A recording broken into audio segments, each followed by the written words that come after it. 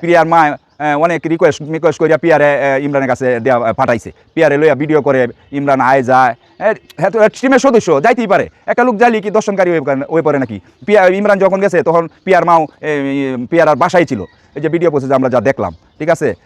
12 তারিখ কালি দেখা যায় যে ইমরান 12 তারিখ গেছে, শুধু 12 তারিখ না, আরও পিছনে ভিডিও দেখেন, ক্যামেরা দেখেন, পিছনে সিসি ক্যামেরা দেন, ইমরান তো একদিন দুদিন পরে যায়, ওরাও আসে, ওরা লোক একটা সম্পর্ক হয়ে গেছে আমাদের, বা আমাদের বাড়ির পাশে তাহে গ্রাম একই আমরা একই ইউনিয়নের, ওর বাড়ি আমাদের বাড়ি একই ইউনিয়ন, আইতেই পারে, আসতেই পারে, যাইতেই পারে, এই জন্য কি একটা পুরুষ খারাপ হয়ে যায় নাকি? এই জন্য কি দর্শন মামলা দেবো? আর ওরা এগুলাই করে, ওদের নামে অনেক মামলা আছে, অনেক মামলা আছে। পিয়ার মা যদি ভালো হইতো, পিয়ার মার নামে মামলা করছে পিয়ার নানি, অর্থাৎ হাফসার মা মামলা করছে কোর্টে, তাহলে পিয়ার মা যদি ভালো হইতো, হাফসার যদি ভালো হইতো, তাহলে হাফসার মা কেন মামলা করলো পিয়ার নামে, পিয়ার মার নামে? এই মামলা মনে হয় পিয়া আসামি কিনা আমি জানি না, পিয়ার বাই আসামি, পিয়ার আসামিটা আমি জানি না, কিন্তু পিয়ার বাই আসামি। এই মামলাগুলো কপিগুলো আমাদের কাছে আছে, আমরা এগুলো দিব।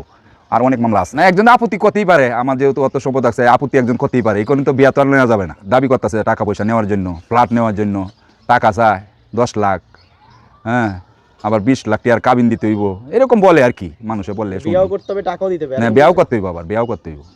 বিয়া কি করানো সম্ভব নাকি? আমার পোলারে তো বিয়া করেছি, বাচ্চা আছে একটা। ঘটনাটা হইলো যে প্রিয়া যে মেয়েটা, এই মেয়েটা আমার ছেলে তো হইলো ভিডিও টিডিও বানায়, সে প্রিয়াকে আনছিল ভিডিও করার জন্য, আর একটা এই টিমের সদস্য ছিল প্রিয়ারে আনছিল ভিডিও করার জন্য।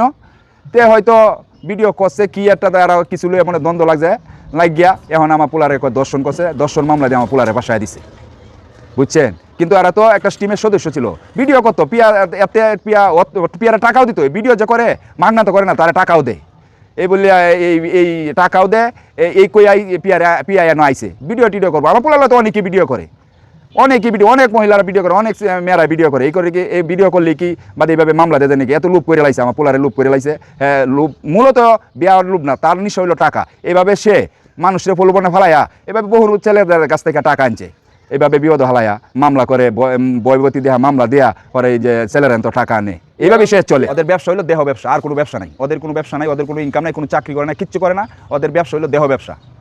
দেহ ব্যবসা করে ওরা চলে, ওরা শরীর বিক্রি করে চলে। এই যে দেহ ব্যবসা করে অত পায়, দেহ ব্যবসা করলে কত পাই এটা জানেন না? তাদের পিছনে অনেক অনেক বড় হাত আছে, এই হাতেই কাজ করতে আছে, বুঝেন না? তাদের পিছনে অনেক লোক আছে, এই লোকগুলা দিয়ে কাজ করতে হয়। খারাপের পিছনে লোক থাকবে, এটাই স্বাভাবিক। আশ্বাস কি একটা খারাপ মহিলারে নিয়ে একটা খারাপ মহিলা যা করতে পারে, যে ও যা করতে পারবে আমি কি তা করতে পারবো? তাহলে ওর টাকাও লাগে না, যদি কাজ করে ওর টাকাও লাগবে না, যে কোনো মানুষ ওরা কাজ করতে বাধ্য, এভাবে ওরা কাজ চালায়। না না, এটা সম্পূর্ণ মিথ্যা। এরকম কোনো তার ডকুমেন্ট থাকলে ডকুমেন্ট দেখাও যে আমার এই ডকুমেন্ট আছে। এত পাগল, হ্যাঁ, একবার বলে 3 লাখ, একবার বলে 5 লাখ, একবার বলে কি 6 লাখ, এই পাগলের কথা আছে, একটা পাগল হয়ে গেছে। দেশ নায়ক তারেক রহমান বর্তমান প্রধানমন্ত্রী, ওনার কাছে যদি পিয়ার মা হাফসা যায় থাকে, তাহলে আমিও এটা চাই ওনা এই জিনিসটা তদন্ত করে, সঠিক তদন্ত করে এই বিচারটা ওনা করুক, এটা আমিও চাই। তারেক রহমান সাহেব করুক বিচারটা, যদি যায় থাকে তাহলে ওনার দৃষ্টি আকর্ষণ করছি, আপনি আমাদের এই যে ঝামেলাটা, পিয়ার মা যে কমপ্লেনটা করছে, মামলা করছে, এটা আপনি সঠিক প্রশাসনের মাধ্যমে আপনি এটা সঠিক তদন্ত নিয়ে সঠিক একটা বিচার করে দিন।